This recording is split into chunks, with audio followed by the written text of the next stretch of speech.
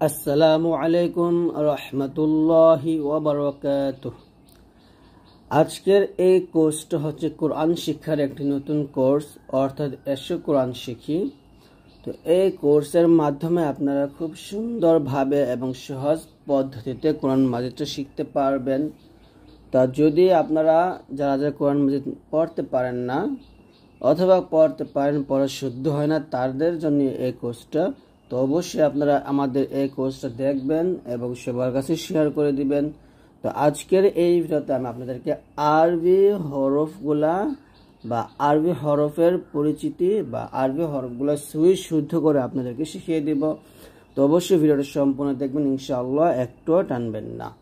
তো এখানে লেখা আছে হরফগুলো উচ্চারণের সুবিধার্থে হরফের নাম আরবিতে লেখা হয়েছে এবং মাখরাজ নাম্বারও দেওয়া হয়েছে। অর্থাৎ এখানে দেখুন মাখরাজ নাম্বারগুলো দেওয়া হয়েছে, কিন্তু মাখরাজটা এখানে উল্লেখ করা হয়নি। তো এখানে অনেক কিছু লেখা আছে যে হরফের 4 লেখা আছে সে হরফের 4 আলিফ টান, তারপরে 4 আলিফ টান দিতে হবে। তার সংখ্যা হলো 15টা, মানে 15টা হরফ আছে যেখানে 4 আলিফ টানতে হবে। যে হরফে 1 লেখা আছে সে হরফে 1 আলিফ পরিমাণ লম্বা করে উচ্চারণ করতে হবে, তার সংখ্যা হচ্ছে 12টা। আর যে হরফে এক্স চিহ্ন আছে সে হরফটি উচ্চারণ লম্বা হবে না, তার সংখ্যা হলো 2টি। আমি ভালো করে বুঝিয়ে দেই। যে হরফে 4 আলিফ টান হবে সে হরফ হলো 15টি, আর যে হরফে 1 আলিফ টান হবে সেরকম হরফ হচ্ছে 12টি, আর যে হরফগুলোতে টান হয় না সেরকম হরফ হলো 2টা। তার মানে আমরা এখান থেকে বুঝতেই পারলাম যে আরবি হরফগুলা 3টা নিয়মে টেনে পড়তে হয়। 1 হচ্ছে 1 আলিফ টান, 2 হচ্ছে এখানে দেখুন লেখা আছে 1 আলিফ টান, 4 আলিফ টান, 1 আলিফ টান এবং হচ্ছে টান হবে না, টান হবে না এরকম। তো টান হবে না কি কি টান হবে না? এই আলিফ টান হবে না এবং হচ্ছে এই হামজাতে টান দেওয়া যাবে না। কেন টান দেওয়া যাবে না আমি এটা আপনাদের শিখিয়ে দিব। তারপরে দেখুন কোন হরফগুলোতে 1 আলিফ টান হবে, বা তা সা হা খ, এগুলোতে 1 আলিফ টান হবে, আর কিছু কিছু হরফে 4 আলিফ টান হবে। তো আমি আপনাদেরকে খুব সহজভাবে ইনশাআল্লাহ এগুলো শিখিয়ে দিব। তো আজকের এই ভিডিওতে আমরা আরবি হরফগুলো চিনবো এবং শুদ্ধ করে শিখবো। আমার সাথে আপনারা উচ্চারণ করেন, বিসমিল্লাহির রহমানির রহিম। আলিফ আলিফ আলিফ আলিফ। দেখুন মুখের খোলা জায়গা থেকে আমরা আলিফ উচ্চারণ করব, আলিফ। এবং আলিফ উচ্চারণ করার সময় কি করতে হবে? তাড়াতাড়ি উচ্চারণ করতে হবে, আলিফ আলিফ। দেখুন আমরা আলিফ যদি বানান করি তাহলে হবে হামজা জবর আ, লাম ফা জের লিফ, আলিফ। এখানে কিন্তু টান টান নাই, আলিফ আলিফ এরকম ভাবে বলতে হবে, আলিফ আলিফ। আবার বলেন আলিফ, আবার বলেন আলিফ আলিফ, এরকম ভাবে পড়তে হবে। তার মানে আলিফ উচ্চারণ করার সময় কি করা যাবে না? টান দেওয়া যাবে না। তারপর হচ্ছে বা, বা, বাটা আমরা 2 ঠোঁট মিল করে, অর্থাৎ 2 ঠোঁটের ভিজা অংশে মিল করে বাটা পাতলা করে উচ্চারণ করব, বা বা বা, এরকম। আবার বলেন আমার সাথে, বা। 2 ঠোঁট স্বাভাবিকভাবে মিল করে আমরা পাতলা করে বা উচ্চারণ করব, বা। তারপর তা, জিহ্বার আগা সামনের উপরের 2 দাঁতের গোড়ার সঙ্গে লাগিয়ে তা উচ্চারণ করতে হবে নরমাল ভাবে, তা তা, 1 আলিফ টানতে হবে। তাহলে আবার বলেন আলিফ, বা, তা। তারপর হচ্ছে সা, জিহ্বার আগা সামনের উপরে 2 দাঁতের আগার সঙ্গে লাগিয়ে সাটা উচ্চারণ করতে হবে পাতলা করে, সা সা। এবং সা উচ্চারণ করার সময় কি করতে হবে? একটু বাতাস বের করতে হবে, সা সা সা এরকম। এখানে সা উচ্চারণ করার সময় একটু সতর্ক থাকবেন যেন আপনার জিহ্বাটা কোনোভাবেই নিচের দাঁতে যেন টাচ না করে, তাহলে সা হবে, এটা ভুল হবে, যা হারাম। এই ভুলগুলা করা যাবে না। তাহলে বলতে হবে সা। তারপর জিম, জিম আমরা 4 আলিফ টান দেব। আর জিমের মাখরাজ হলো জিহ্বার মধ্যখান তার বরাবর উপরে তালুর সঙ্গে লাগবে। জিম,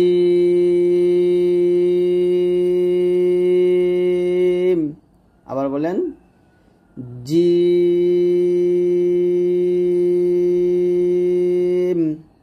দেখুন আমি আপনাদেরকে আমার সূত্রে আপনাদের বুঝিয়ে দিই কোন হরফগুলো 1 আলিফ টান হবে এবং কোন হরফগুলো 4 আলিফ টান হবে। দেখুন যে হরফগুলা অন্য হরফের সাহায্য না নিয়ে উচ্চারিত হয় সে হরফগুলো 1 আলিফ টান হয়। আলিফ এবং হামজা টান হয় না, এটা মনে রাখবেন। আলিফ এবং হামজা, আলিফ এবং হামজা টান দেওয়া যাবে না। আর যে হরফগুলা অন্য হরফের সাহায্য না নিয়ে উচ্চারিত হয় সে হরফগুলা 1 আলিফ টান হয়। যেমন বা উচ্চারণ করলে দেখুন বা আলিফ জবর বা, এখানে তৃতীয় কোনো অন্য হরফ আসতেছে না, দ্বিতীয় অন্য হরফ আসতেছে না।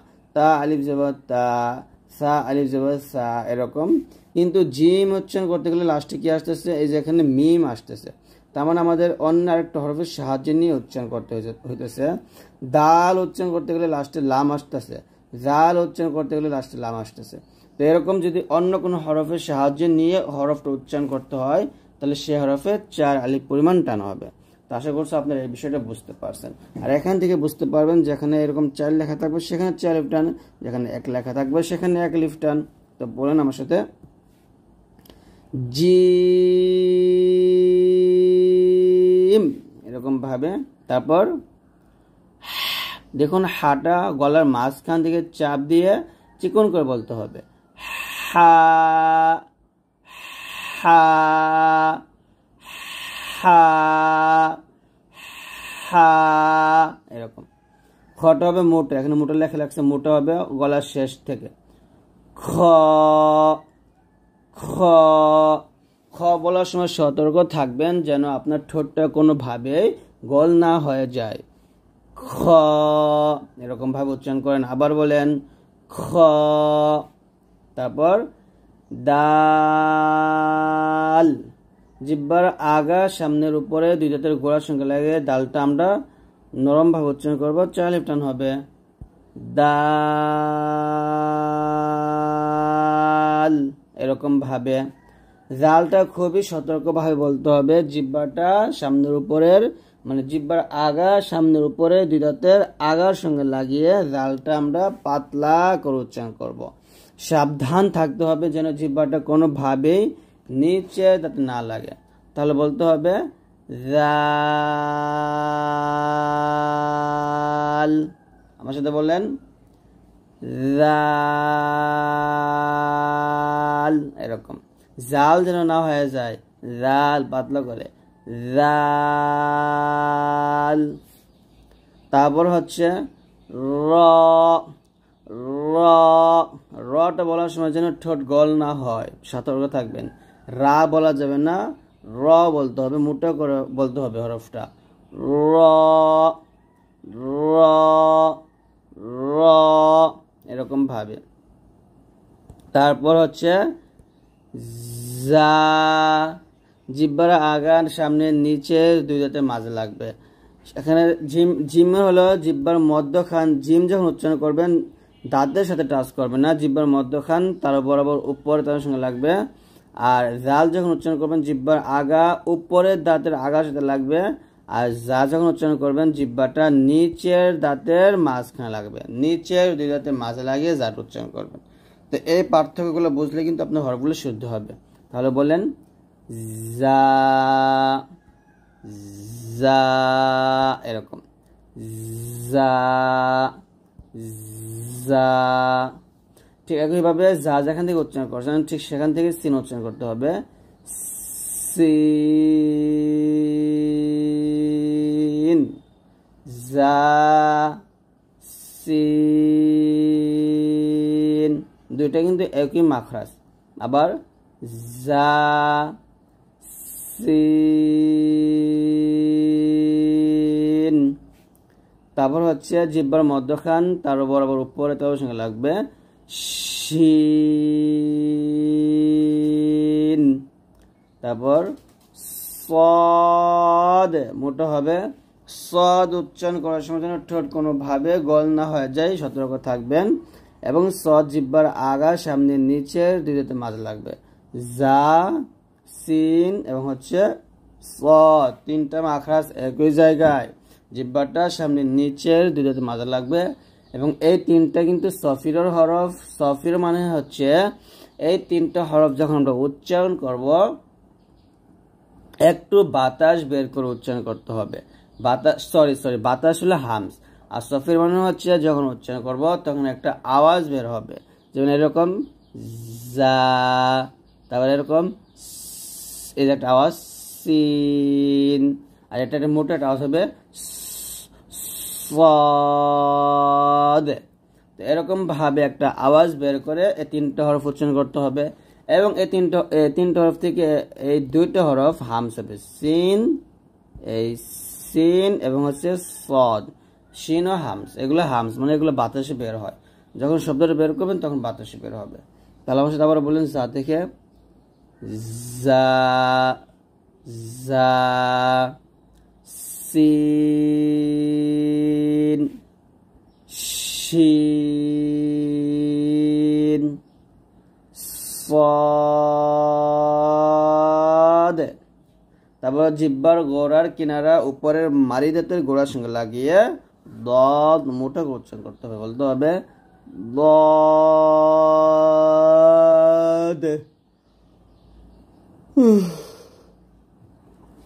এখানে দেখুন দদে আমরা চালে প্রাণ দিয়ে এই ডালটাকে সাইন করবো, যে কারণে এই ডালটাতে এসে কলকলা করতে হবে। আমরা জানি ডাল কলকলা হরফ, তাই দদ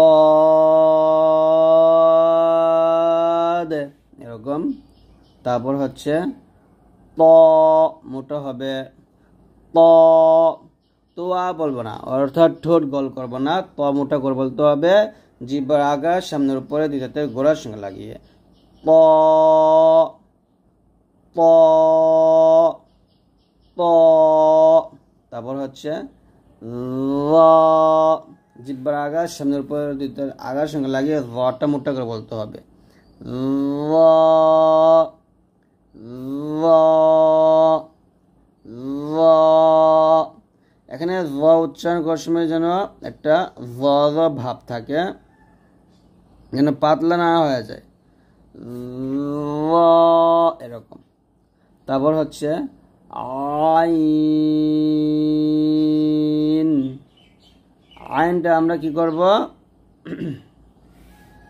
আইনটা আমরা গলার মাঝখান থেকে চাপ দিয়ে উচ্চারণ করব, এরকম আইন, আইন, আইন, এরকম ভাবে। তারপরে গয়নটা আমরা গলার শেষ থেকে গয়নটা মোটা উচ্চারণ করে নিয়ে আসবো, গয়ন, গয়ন। তারপর হচ্ছে ফা, উপরে দুই দাঁত নিচে ঠোঁটে পেটে লাগিয়ে ফাটা পাতলা করে উচ্চারণ করতে হবে, ফা, বাতাস বের হবে, ফা। তারপর হচ্ছে কফ, কফটা মোটা করে, কফ এরকম ভাবে।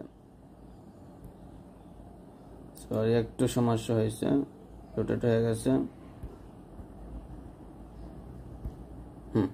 ওকে, বলেন আমার সাথে, কফ এরকম ভাবে। তারপর কাফটার পাতলা হবে, কাফ, কফটা মোটা করে কফ, আর কাফটা নর্মাল ভাবে কাফ। তারপর লাম, এগুলো সহজ হরফ, জিহ্বার আগার কিনারা উপরের দাঁতের সাথে লাগবে, লাম।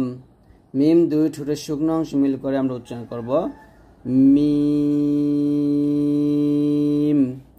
নুন ঠোঁট গোল হবে এবং জিহ্বার আগা তার বরাবর উপরে তালুর সঙ্গে লাগবে নুন। ওয়াও ঠোঁট গোল হবে, এটা হলো অরিজিনাল ঠোঁট গোল হয়।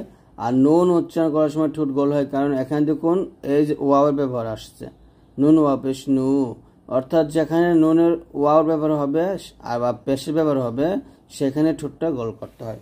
আর ওয়াও উচ্চারণ করতে সময় দেখুন ওয়াও আলিফ জবর ওয়া, আবার লাস্টে ওয়াও, তার মানে এখানে আমরা ঠোঁট গোল করে ওয়াওটা উচ্চারণ করব। শুধুমাত্র ঠোঁট গোল হবে ওয়াও ক্ষেত্রে, আর কোনো হরফে ঠোঁট গোল হয় না। যেমন ওয়াও এরকম, প্রথমে ঠোঁট গোল করে আমরা শুরু করব, শেষও করব ঠোঁট গোল করে ওয়াও।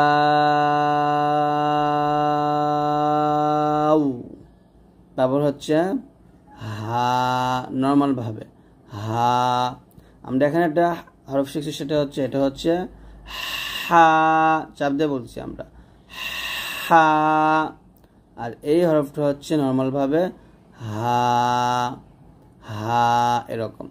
তারপর হামজা, দেখুন হামজা উচ্চারণটা আমরা অনেকে ভুল করি, এটা বানানটা দেখুন হা মিম জবর হাম, জা হা জবর জাহ, হামজা হামজা হামজা এরকম। তারপর ইয়া, জিহ্বার মধ্যখান তার বরাবর উপরে তালুর সঙ্গে লাগবে ইয়া ইয়া এরকম। আবার ওয়াও,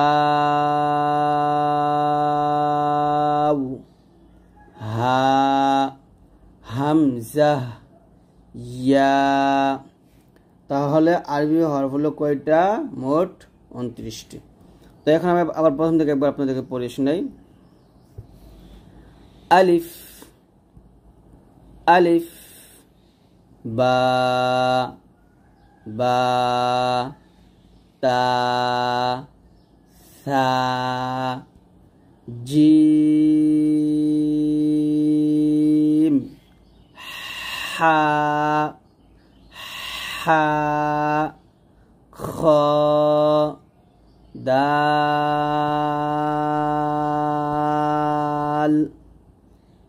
দাল, জাল, র, জা, সিন, শিন,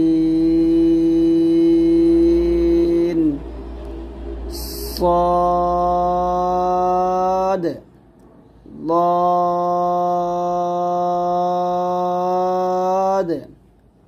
طاء طاء ظاء ظاء عين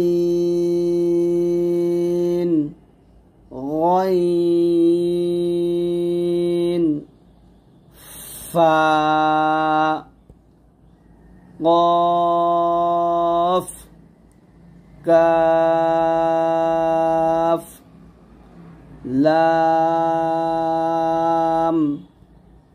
ميم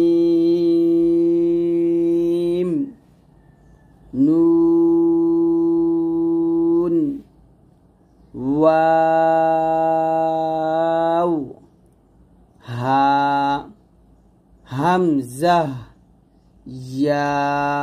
তো ইলমুত তাজউইদ, এখানে লেখা আছে ইলমুত তাজউইদ। তাজউইদ শব্দের আবিধানিক অর্থ হলো বিন্যাস, সুন্দর করা ও সাজানো। পারিভাষিক অর্থে যে ইলমের মাধ্যমে আল কোরআনুল করিম এর প্রতিটা মাখরাজ ও সিফাত যথাযথভাবে জানা যায় তাকে ইলমুত তাজউইদ বলা হয়। তো আশা করি আপনার তাজউইদ সম্পর্কে বুঝতে পারছেন। এখানে আছে কোরআন তেলাওয়াতের 3টি তর্জ বা রং রয়েছে, যেমন তারতিল অর্থাৎ ধীরে ধীরে পড়া, আর তাদওয়ির অর্থাৎ মধ্যম পন্থায়, আর হদর অর্থাৎ দ্রুত গতি বা তাড়াতাড়ি করে পড়া। তার মানে এই না যে টানগুলাও না টেনে চলে যাবেন, এরকম না, ঠিক আছে। তো এখানে লিখে আমরা কিছু প্রশ্নের উত্তর দিব। গত ক্লাস আমরা যা শিখছি ওই ক্লাস অনুযায়ী আছে কিছু প্রশ্নের উত্তর আমরা এখানে দেখব। তো অবশ্যই আপনারা প্রশ্ন উত্তরগুলো যদি পারেন কমেন্টসে লিখবেন। যে 1 নম্বর প্রশ্ন হচ্ছে আরবি হরফ কয়টি ও কি কি? আমরা সবাই জানি আরবি হরফ হচ্ছে 29টি। কি কি? আলিফ, বা, তা, সা, জিম, হা, খ, দাল, জাল, র, জা, সিন, শিন, সদ, দদ, ত, য, আইন, গইন, ফা, কফ, কাফ, লাম, মিম, নুন, ওয়াও, হা, হামজা, ইয়া। এই 29টা হচ্ছে আরবি হরফ। 2 নম্বর প্রশ্নটা হচ্ছে 29টি হরফের মধ্যে কয়টি হরফে 4 আলিফ টান হয়? অর্থাৎ উত্তর হচ্ছে 15টি। কি কি? জিম, দাল, জাল, সিন, শিন, সদ, দদ, আইন, গইন, কফ, কাফ, লাম, মিম, নুন, ওয়াও। এই 4টি হরফ যখন উচ্চারণ করবেন 4 আলিফ টেনে উচ্চারণ করবেন এরকম ভাবে। জিম, দাল, নুন, এরকম ভাবে উচ্চারণ করবেন। তারপরে 3 নম্বর প্রশ্ন হচ্ছে 29টি হরফের মধ্যে কয়টি হরফে 1 আলিফ টান হয়? উত্তর হচ্ছে 12টি হরফে। বা, তা, সা, হা, খ, জা, ত, য, ফা, হা, ইয়া। তারপর হচ্ছে 4 নম্বর প্রশ্নটা হচ্ছে যে 29টি হরফের মধ্যে কয়টি হরফে কোনো টান হয় না? তা হচ্ছে 2টা আলিফ এবং হচ্ছে হামজা। তারপর মোটো হরফ কয়টি ও কি কি? মোটো হরফ 7টা। সদ, দদ, ত, জ, গইন, খ, কফ। প্রশ্ন 6 কয়টি হরফ উচ্চারণ ঠোঁট গোল হয়? উচ্চারণ হচ্ছে 2টা, নুন এবং হচ্ছে ওয়াও। উচ্চারণ করার সময় ঠোঁট গোল হবে। আর নুক্তাওয়ালা হরফ হলো 15টি, নুক্তা সারা হরফ হলো 14টি। তাজউইজ শব্দের আবিধানিক অর্থ কি? সুন্দর বা বিন্যাস করা। কুরআন তিলাওয়াতের তরজ বা ঢং কয়টি ও কি কি? উত্তর হচ্ছে 3টা। তারতিল ধীর গতি এবং তাদবীর মধ্যম গতি এবং হদর অর্থ দ্রুত গতি। তারপর 11 প্রশ্ন সহিভাবে কোরআন শেখার জন্য কার কাছে যাওয়া উচিত? উত্তর অবশ্যই দক্ষ কারি সাহেবের নিকট যাওয়া উচিত। তো যাই হোক, এখন আমরা মাখরাজের সাথে পরিচিত হব। মাখরাজ হচ্ছে যে মাখরাজ শব্দের অর্থ বের হওয়ার স্থান, অর্থাৎ আরবি হরফের উচ্চারণের স্থানকে মাখরাজ বলে। আরবি হরফ কিভাবে উচ্চারণ করবেন সেই উচ্চারণের স্থানকে মূলত বলা হচ্ছে মাখরাজ। আরবি হরফ হল 29টি। উচ্চারণ করার জন্য বৃহত্তম 3টি জায়গা রয়েছে, যেমন গলা, জিহ্বা এবং ঠোঁট। তো এই গলা, জিহ্বা এবং ঠোঁট দিয়ে আমরা আরবি হরফগুলো উচ্চারণ করে থাকি। তারপরে দেখুন 3টি জায়গা থেকে আমরা কি করি?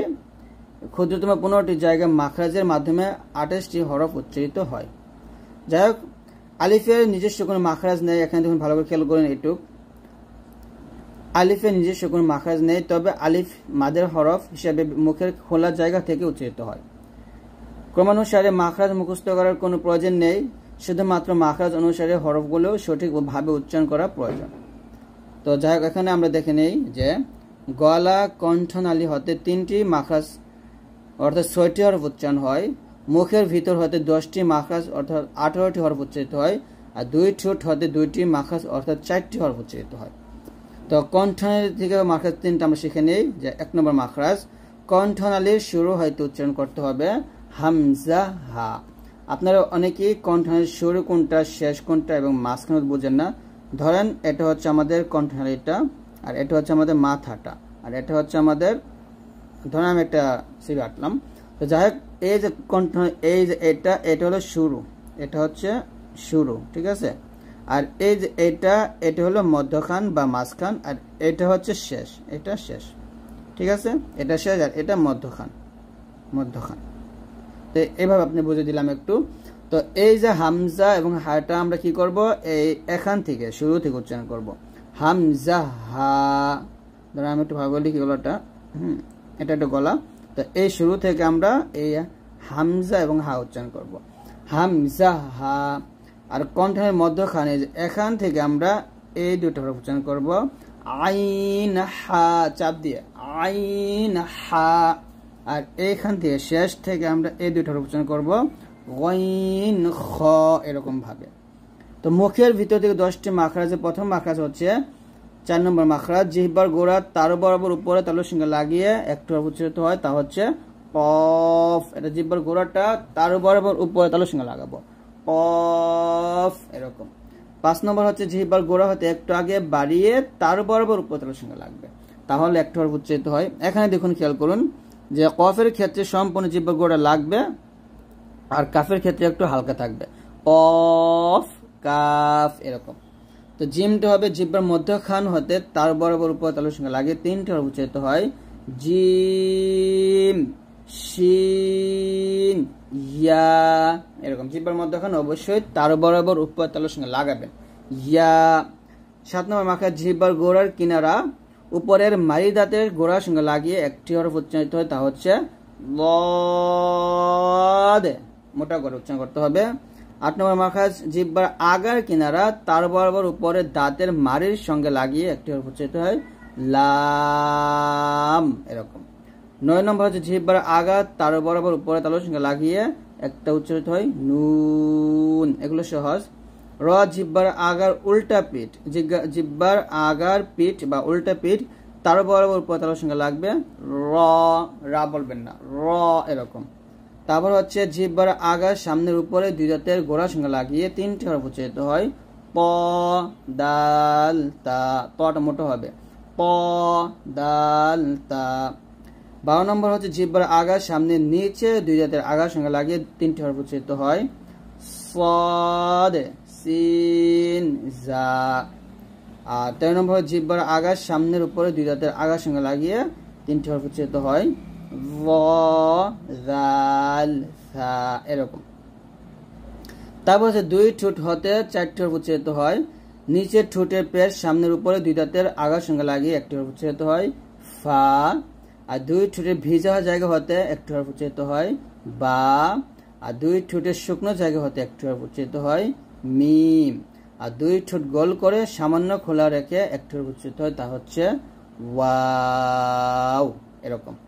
তা আশা করছি আপনারা এই মাখরাজগুলো বুঝতে পারছেন। এখানে একটা আলাদা নিয়ম আছে, ইয়া এবং ওয়াও আর আলিফ, 3টি হরফ মুখের খোলা জায়গা, আর নুন এবং মিম এই 2টি হরফ নাকের বাঁশির সহযোগিতায় নিয়ে উচ্চারিত হয়। তো এই হচ্ছে আজকের এই ভিডিওটি। আশা করছি আজকের এই ভিডিও থেকে আপনারা মাখরাজগুলো খুব ভালো করে বুঝতে পারছেন। তো আগামী ক্লাস আমরা এই বিষয়গুলো আপনাদেরকে নিয়ে বোঝাবো, অর্থাৎ মোটা হরফের পরিচয় বা মোটা হরফ কিভাবে উচ্চারণ করতে হয়। কারণ এই মোটা হরফগুলো আমাদের না শেখার কারণে এইগুলোর জন্য আমাদের কোরআন মাজিদ পড়া ভুল হয়ে থাকে। তো এই জন্য আপনাদেরকে, এখানে লেখা আছে আরবি 29টি হরফের মধ্যে 7টি মোটা হরফ আছে। তিলাওয়াত করার সময় মুখের ভেতর থেকে জিহ্বার সাহায্যে মোটা করে উচ্চারণ করতে হয়। 7টি মোটা হরফ হচ্ছে সদ, দদ, ত, জ, গইন, খ, কফ। তো এই 7টি হরফ যখন উচ্চারণ করবেন সব সময় কি করতে হবে, মোটা করতে হবে, এটা মনে রাখবেন। তারপর লেখা আছে এছাড়াও আরো 2টি হরফ আছে, হরকত ব্যবহার অনুযায়ী কোনো কোনো সময় মোটা করে উচ্চারণ করতে হয়, তা হচ্ছে র এবং হচ্ছে লাম। বিস্তারিত এই বিষয় নিয়ে আমরা আলোচনা করবো ইনশাআল্লাহ। তো এখানে লেখা আছে দেখুন যে নিচের 8টি হরফ উচ্চারণ করার সময় অনেকেই ঠোঁট গোল হয়ে যায়, মানে ঠোঁটটা গোল করে ফেলেন। মনে রাখতে হবে ঠোঁট গোল করলে এই হরফগুলো তার মাখরাজ এবং সিফাত থেকে সঠিকভাবে আদায় হয় না। পেশের উচ্চারণ ব্যতীত জবর এবং জেরের উচ্চারণ করার সময় ঠোঁটকে সোজা রাখে, মানে সোজা রেখে গোল না করে উচ্চারণ করতে হবে। অর্থাৎ যখন আপনি পেশের উচ্চারণ করবেন, পেশ উচ্চারিত হলে ঠোঁট গোল হবে, আর পেশ উচ্চারণ ব্যতীত জবর এবং জের যখন উচ্চারণ করবেন তখন ঠোঁট গোল করা যাবে না। যেমন সদ জবর স, দদ জবর দ, এই যে দ বলার সময় স বলার সময় ঠোঁট গোল হবে না। ত জবর ত, জ জবর জ, গইন জবর গ, খ জবর খ, কফ জবর ক, র জবর র।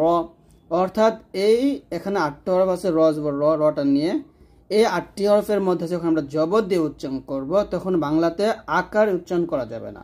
সদ জবর সা উচ্চারণ করা যাবে না, বলতে হবে সদ জবর স। দদ জবর দা হবে না, বলতে হবে দদ জবর দ। ত জবর তা বলা যাবে না, বলতে হবে ত জবর ত। জ জবর জ, এরকম ভাবে আকার ব্যবহার হবে না। গয়েন জবর গা বলি আমরা অনেকেই, তো এটা বলা যাবে না, বলতে হবে গয়েন জবর গ। খ জবর খা না বলে বলতে হবে খ জবর খ। কফ জবর ক বলতে হবে এবং র জবর র বলতে হবে, রা বলা যাবে না। এইগুলো আপনারা একটু মনে রাখবেন। তারপর লেখা আছে এখানে দেখুন যে শুধুমাত্র ওয়াও নুন উচ্চারণ করার সময় ঠোঁট গোল করে উচ্চারণ করতে হবে। যেমন নুন হরফটা উচ্চারণ করার সময় ঠোঁট গোল হবে, আর ওয়াও যেভাবে উচ্চারণ করেন না কেন, ওয়াওয়ে জবর জের পেশ, এখানে ওয়াওয়েতে হরফ এবং হরকত উভয়টা উচ্চারণ করার সময় ঠোঁট গোল করতে হবে। অর্থাৎ ওয়াওর উপরে জবর থাকলে, জের থাকলে এবং পেশ থাকলে যাই থাকুক, ওয়াও ঠোঁট গোল হবে। আর নুনের উপর জবর জের পেশ থাকলে কিন্তু গোল হবে না। শুধু নুন হরফটা উচ্চারণ করতে গেলে নুনের ঠোঁট গোল হয়, আর হরকত যখন উচ্চারণ করেন জবর জের পেশকে হরকত বলে, তখন উচ্চারণ ঠোঁট গোল হবে না। যেমন নুন জবর না, নুন জের নি, নুন পেশ নু। আর পেশ আপনি যে কোনো হরফের উপরে পান না কেন, এই পেশ উচ্চারণ যে কোনো হরফ দিয়ে উচ্চারণ করলে ঠোঁট গোল হবে। তো আশা করি আপনারা বুঝতেই পারছেন। আর ওয়াও যেভাবে উচ্চারণ করেন ঠোঁট গোল করতেই হবে। তো এখন আমরা এই পার্থক্যগুলো দেখব, যে এটা হচ্ছে জাল এবং এটা হচ্ছে জা। এই জাল এবং জার উচ্চারণের পার্থক্য না বুঝলে আপনারা কোরআন মাজিদ পড়া জীবনে শুদ্ধ করতে পারবেন না। জাল উচ্চারণ করতে হবে জিহ্বার আগা সামনের উপরে দুই দাঁতের আগার সঙ্গে লাগিয়ে পাতলা করে জাল। আর জা উচ্চারণ করতে হবে জিহ্বার আগা সামনের নিচে দুই দাঁতের মাঝে লাগিয়ে জা, এরকম। তার মানে এখানে দাঁতের মধ্যে পার্থক্য, জাল লাগবে জিহ্বার আগা উপরের দাঁতের আগাতে, আর জা লাগবে জিহ্বাটা নিচে দুই দাঁতের মাঝে জা, এরকম। তাহলে এটা হবে জাল পাতলা, আর এটা হবে জা। তো এই দুটার মধ্যে পার্থক্য বুঝতে হবে। হা এবং হচ্ছে হা, দুটো হরফ কিন্তু আলাদা। এখানে এই যে হাটা, এই হরফটা আমরা চাপ দিয়ে চিকন করে হলকের মাঝখান থেকে চাপ দিয়ে চিকন করে বলবো হা, আর এই হাটা আমরা হলকের শুরু থেকে নর্মাল ভাবে চিকন করব না, চাপ দিব না, নর্মাল ভাবে উচ্চারণ করব হা। তাহলে এটা হবে হা হা, আর এটা বলতে হবে হা, এরকম। তারপর হলো সদ এবং সিন। এখানে সদ এবং সিনের মাখরাজ যদিও এক, তবে এখানে সদটা মোটো হবে, সদ কি হবে, মোটো হবে, আর সিন হবে পাতলা। অর্থাৎ সদ যখন উচ্চারণ করবেন মুখটা ভরে যাবে, মুখটা ভরে উচ্চারণ করতে হবে সদ, আর সিনটা পাতলা করে উচ্চারণ করতে হবে সিন, এরকম ভাবে। আবার বলেন আমার সাথে, সদ উচ্চারণ করেন সদ, আর এটা হবে সিন, এরকম। তারপর হচ্ছে হামজা এবং আইন। হামজাটা আমরা হলকের শুরু থেকে উচ্চারণ করব নর্মাল ভাবে, আর আইনটা এই যে এ হা এবং আইন এই দুটো এক হবে, দুটোর মধ্যে চাপ দিতে হবে। এটা হচ্ছে হা আর এটা হচ্ছে আইন, এইভাবে বলবেন। আর হচ্ছে এই হামজা এবং এ হা এই দুটো এক হবে, হামজা হা। অর্থাৎ বুঝাইছে এই দুটা মাখরাজ আমরা গলার মাঝখান থেকে করব, আর এই দুইটা মাখরাজ গলার শুরু থেকে উচ্চারণ করব নর্মাল ভাবে। এটা হবে হা, আর এটা হচ্ছে হা, আর এটা হামজা, আর এটা হচ্ছে আইন, এরকম। তো এইগুলো যখন আমরা হরকত দিয়ে উচ্চারণ করব তখন আরো বুঝতে পারবেন। তো হরকতের উচ্চারণ আপনার তখনই সুন্দর হবে যখন আপনার হরফের উচ্চারণ সুন্দর হবে। তো এটা হচ্ছে দাল এবং হচ্ছে দদ। দেখুন, দাল হলো জিহ্বার আগার সামনের উপরে দুই দাঁতের গোড়ার সঙ্গে লাগবে, দাল পাতলা দাল। আর দদ কিন্তু এই দাল যেখান থেকে উচ্চারণ করছেন সেখান থেকে উচ্চারণ করলে হবে না, দদ হচ্ছে মারির দাঁতে লাগবে, জিহ্বার গোড়ার কিনারা উপরের মারির দাঁতের গোড়ার সঙ্গে লাগিয়ে দদটা মোটা করে উচ্চারণ করতে হবে দদ, এরকম। এটা হচ্ছে ডাল, আর এটা হবে দদ, এরকম ভাবে। তারপর হচ্ছে র। এখানে রটা মোটা হবে আর জালটা পাতলা হবে। র এবং জা দুটা মাখরাজ কিন্তু একই, জিহ্বার আগা উপরে দুই দাঁতের আগার সঙ্গে লাগবে। র মোটা হবে, জাল পাতলা হবে, রটা এরকম হবে র, আর এটা হবে জাল। এখানে এই দুইটা হরফ উচ্চারণ করার সময় সতর্ক থাকবেন যে র এবং জাল উচ্চারণ করার সময় যেন আপনার জিহ্বাটা কোনোভাবেই নিচের যে দাঁতগুলো আছে ওই নিচের দাঁতের সাথে টাচ করানো যাবে না, সব সময় উপরে দুই দাঁতের আগাতে লাগাবেন, তাহলে আপনার উচ্চারণ সুন্দর হবে। তারপর আসেন তা এবং ত। তা এবং ত দুটা মাখরাজ এক, জিহ্বার আগা সামনের উপরে দুই দাঁতের গোড়াতে লাগবে, তবে এখানে তাটা পাতলা হবে আর তটা মোটা হবে। এটা বলতে হবে তা, এটা বলতে হবে ত ত ত, এরকম ভাবে। পটা বলার সময় একটু আপনার শব্দটা বাজবে, বাজার মতো উচ্চারণ করতে হবে, প। আর এটা হবে তা, পাতলা। আবার দদ এবং জ দুটোই আলাদা, দুটোই মোটা হরফ। এখানে দদ মোটা, জ মোটা, আমরা আগে মোটা হরফগুলো দেখে নিছি। তবে এখানে দদ এবং জর মাখরাজ দুটো আলাদা। দদের মাখরাজ জিহ্বার গোড়ার কিনারা উপরের মারিদাতে সঙ্গে লাগবে, দদ। আর জ হলে কোথায়, এই যে এটা বলছি, জ জিহ্বার আগা উপরে দুই দাঁতের আগার সঙ্গে লাগবে, ল, এরকম। কফ মোটা হবে, কাফ পাতলা হবে, সবসময় রাখবেন। কফ এটা পাল্টা আওয়াজ করে উচ্চারণ করতে হয়, কফ। আর কাফটা নর্মাল ভাবে উচ্চারণ করতে হয়, কাফ, এরকম ভাবে মনে রাখবেন, কফ, কাফ। জিম জিহ্বার মধ্যখান তার বরাবর উপরে তালুর সঙ্গে লাগবে, জিম। জিম উচ্চারণ করার সময় আপনার জিহ্বা যেন দাঁতে না লাগে, এটা মনে রাখবেন। আর যা উচ্চারণ করার সময় জিহ্বার আগা সামনে নিচে দুই দাঁতে মাঝে লাগবে, যা, এরকম। তো জিম উচ্চারণ করার সময় দাঁতের সাথে কোনো সম্পর্ক নেই, আর যাটা অবশ্যই নিচ দাঁতে লাগাতে হবে। আবার এখানে জ এবং যা দিছে, তো একই বিষয়ে জ জিহ্বার আগে উপরে দাঁতের আগে লাগবে, আর যা জিহ্বাটা নিচে দাঁতে মাঝে লাগবে, এটা হবে জ আর এটা হবে যা। আবার জাল ও জিম দিছে, জাল হবে জিহ্বার আগা উপরে দাঁতের আগায়, আর জিম দাঁতে লাগবে না, জিহ্বার মধ্যখান লাগবে। তো আমরা যদি 3-4টি হরফ এখানে নিয়ে আসি একত্রে ভাবে, যেমন জাল, জ, জা এবং হচ্ছে জিম, ঠিক আছে।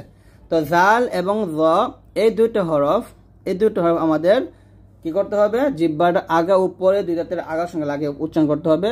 এখানে জালটা পাতলা, জটা মোটা, জাল, জ, এরকম। আর যা যখন উচ্চারণ করবেন জিহ্বাটা নিচের দুই দাঁতের মাঝে লাগবে, জিহ্বার আগা নিচের দুই দাঁতের মাঝে লাগিয়ে উচ্চারণ করতে হবে। যা উচ্চারণ করার সময় জাল এবং জর মতো হবে না, অথবা জিমের মতো হবে না, এটা বলতে হবে যা, এরকম। আর জিমটা কিন্তু কোনো দাঁতই লাগবে না, জিমের মাখা জিহ্বার মধ্যখান উপর তালুর সঙ্গে লাগবে, জিম। তাহলে জাল জ উপরের দাঁতের আগে লাগবে, যা নিচে দাঁতের মাঝে লাগবে, আর জিম দাঁতে লাগানো যাবে না, জিহ্বার মধ্যখান তার বরাবর উপরে তালুর সঙ্গে লাগবে, জিম। তো এই প্রত্যেকটা বিষয় যদি আপনারা বুঝতে পারেন, তাহলে ইনশাআল্লাহ আপনার কোরআন মাজিদ পড়া অনেক শুদ্ধ হবে বা সুন্দর হবে।